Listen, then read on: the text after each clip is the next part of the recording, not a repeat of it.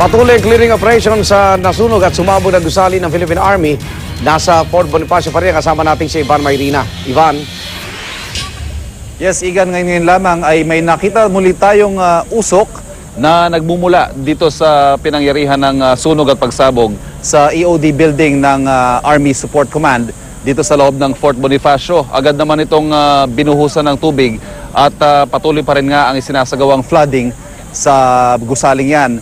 Kanina nga nakausap natin si Lieutenant Colonel Noel De Toyato ng Philippine Army at sabi niya ang tanging nakakapasok dito sa nasunog na imbakan ay ang mga tauhan ng EOD na nakasuot ng bomb suit at hanggang ngayon hindi pa rin mapasok ng tuluyan ng mga kawani naman ng Bureau of Fire Protection ang nasunog na gusali. At nakikita nga natin ngayon yung fire truck ay tumutok muli dito sa pinanggagalingan ng usok. Bagamat sa ngayon ay parang humupa na yung usok, pero masasabi natin na hindi pa rin totally cleared itong area na pinangyarihan ng sunog kahapon. Bagamat siniguro naman ni Colonel De Toyato sa atin kanina na ligtas na, pero hindi pa rin maialis ang posibilidad na may mga nakaimbak pa dyan na mga pampasabog na nariyan pa rin ang posibilidad na sumabog ang mga yan kapag na-expose sa matinding init.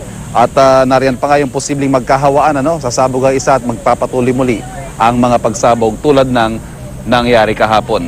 At yan, Igan, ang pinakahuling sitwasyon mula dito sa Fort Bonifacio. Balik muna sa iyo. Maraming salamat, Ivan Mayrina.